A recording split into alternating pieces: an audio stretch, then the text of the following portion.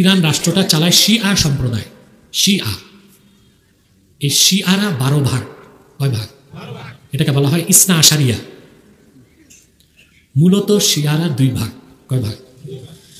একটা আহলুত তাশাইয়্যু কোবরা আর একটা আহলুত তাশাইয়্যু সুগরা। ভালো করে বুঝেন, আহলুত তাশাইয়্যু কোবরা যারা বড় শিয়া, ওদের আকীদা কি শুনবেন? বলবো। কোরআন শরীফে ওরা মনে করে আল্লাহর কোরআনে রদ বদল হয়েছে। আল্লাহর কোরআনের রদ বদল হয়েছে যারা বলে তারা মুসলমান না কাফের? এরা ইরানে আল্লাহর কোরআন দেখে কোরআন ছাপাইছে। ওইখানে একটা সূরার নাম দিছে সূরাতুল ওয়ালায়া। নাউজুবিল্লাহ। কোরআন শরীফে সূরাতুল ওয়ালায়া নামে সূরা আছে। এটা কোন সূরা জানেন? সূরাতুল ইনশিরাহ, আলাম নাশরাহ। আল্লাহ আয়াত নাযিল করছেন 8টা, ওরা ওখানে একটা আয়াত নিজেরা ঢুকাইছে। শুনবেন না তো বুঝবেন না, তোমরা কেমন কাফের। আলাম নাশরাহ লাকা সাদরাক ওয়া ওয়াদা'না আনকা ওয়িজরাক আল্লাযী আনকাযা যাহরাক ওয়া রাফা'না লাকা যিকরাক ওয়া জা'আলনা আলিয়ান সাহরাক। এই একটা আয়াত তারা কোরআন শরীফে ঢুকেছে। এইভাবে অসংখ্য আয়াত বানায় ঢুকাইতে চাইছে আর অসংখ্য কোরআনের আয়াত বের করতে চাইছে। তারা সফল হয় নাই, হবে না, কারণ ইন্না নাহনু নাযালনা যিকরা ওয়া ইন্না লাহু লাহাফিজুন। আর এইরকম আহলুত তাশাইয়্যু কোবরা যারা, তাদেরকে তো আমরা মুসলমানই মনে করি না। ইহুদিরা বড় কাফের, ওরা ছোট কাফের। তো তারা কিভাবে ফিলিস্তিনি মুসলমানদের বন্ধু হবে? কথা বলেন। আর এই যে আহলুত তাশাইয়্যু কোবরা, আলেমরা ভালো করে শুনেন, বলতে পারবেন, তারা শপথ করছে তারা কোনোদিন আরব দখল করবে। জান্নাতুল বাকিতে যে আমার আম্মাজান আয়েশার রওজায় দোররা লাগাবে। এই আকীদা যাদের, যে শিয়াদের, খোদার কসম কোরআন ধরে কই, তারা ইহুদিদের মতোই কাফের। কত শোনাবো? এরা আহলুত তাশাইয়্যু কোবরা, তারা কাফের। আরেকটা হচ্ছে আহলুত তাশাইয়্যু সুগরা, ওদেরকে আমরা কাফের বলি না, বেদাতি বলি, বাতিল বলি। তারা পুরা কোরআন মানে, হাদিস মানে আমাদের মতোই, শুধু তারা মনে করে আবু বকর, ওমর, ওসমান থেকে হযরত আলীর মর্যাদা বেশি। 2, তারা মনে করে আবু বকর, ওমর, ওসমান খলিফা হওয়ার আগে আলীর খলিফা হওয়া দরকার ছিল। এই জন্য ওই ধরনের শিয়াদেরকে আমরা কাফের বলি না, বাতিল বলি, বেদাতি বলি। ইরানে যে আগে প্রেসিডেন্ট ছিল আহমদি নেজাদ, ওই লোকটা ছিল আহলুত তাশাইয়্যু সুগরা, তাকে আমরা কাফের বলি না। কিন্তু বর্তমান যে প্রেসিডেন্ট রাইসি, সে হচ্ছে আহলুত তাশাইয়্যু কোবরা। সে যখন প্রধান বিচারপতি ছিল তেহরানে, তখন 6000 এন্টি শিয়াকে ফাঁসির রায় দিয়ে হত্যা করছে। অতএব ইরানের রাষ্ট্র পরিচালনায় আহলুত তাশাইয়্যু কোবরাও আছে, আহলুত তাশাইয়্যু সুগরাও আছে। তারা কোনোদিন আরবি মুসলিমদের বন্ধু হতে পারে না। এই জন্য আমি বলছি, মধ্যপ্রাচ্যে অশান্তির মূলে 1 নম্বরে ইসরায়েল, 2 নম্বরে ইরান। 2, ইউটিউবার তোমরা খেয়াল করতেছো? 2, সৌদির যুবরাজ বিন সালমান ইয়ামানে হামলা করছে, শুনছেন? হুতিদের উপর। কেন করছে ভাই? কারণটা কি খুঁজছেন কোনোদিন? শুধু গালিগালাজ করেন, বিন সালমান মুসলমান মারতেছে।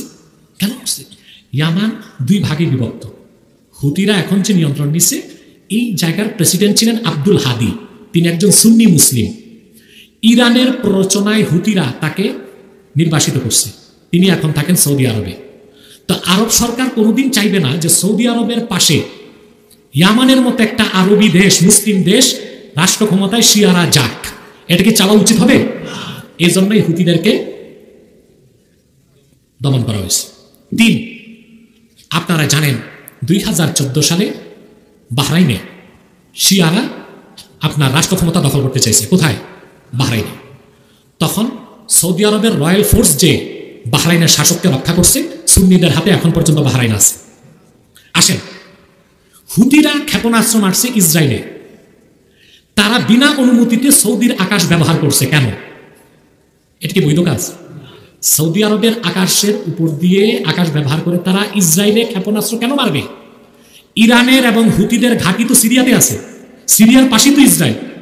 তো সিরিয়া থেকে হামলা না করে ইরান থেকে 1400 মাইল দূরে ইসরায়েল, ইয়ামান থেকে সৌদি আরবের আকাশকে ব্যবহার করার অর্থই হচ্ছে ইরান চেয়েছিল মধ্যপ্রাচ্যের যুদ্ধে সরাসরি সৌদি আরব জড়ায় যাক। তাহলে সেই ইরানকে কি আমরা মধ্যপ্রাচ্যে মুসলমানদের বন্ধু মনে করতে পারি? আসেন, জন্মের পর থেকেই শুনি ইসরায়েল আর ইরান দ্বন্দ্ব। তো ইরান কেন ইসরায়েলে হামলা করে না? ইসরায়েল কেন ইরানে হামলা করে না?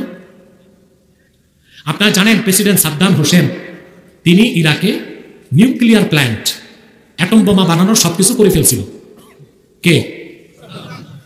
1981 সালে এই ইসরায়েলের ইহুদিরা সরাসরি ফাইটার নিয়ে ইরাকে এসে ইরাকের নিউক্লিয়ার প্ল্যান্টকে ধ্বংস করে দিচ্ছে। সেজন্য সাদ্দাম আর অ্যাটম বানাইতে পারে নাই। যদি অ্যাটম বানাইতে পারত, সাদ্দামের লাঠির চোটে ইসরায়েল নামক রাষ্ট্র 80-র দশকেই মুছে যেত। কিন্তু ইরান তো অ্যাটম বোম বানাই ফেলছে। সেই ইরানে ইসরায়েল কেন হামলা করে না? ইরানের নেতা আর ইসরায়েলের ইহুদি নেতারা ইদুল বিড়াল খেলা খেলতেছে। অর্থাৎ ইরান চায় আরবের মুসলিমরা যুদ্ধ করবে, জীবন দিবে, ইসরায়েলকে ধ্বংস করবে, আর খেলা খেলবে ইরান।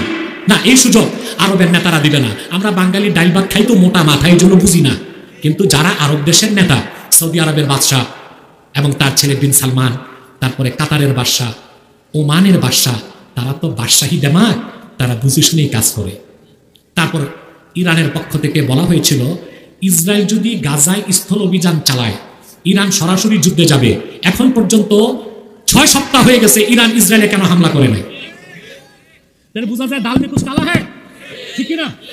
বহুত কথা আছে ভাই, এগুলো আপনারা যারা গবেষক না তারা বুঝবেন না। এই জন্য আমি বলছি মধ্যপ্রাচ্যে অশান্তির মূলে ইহুদি ইসরায়েল, 2 নম্বরে হচ্ছে ইরান।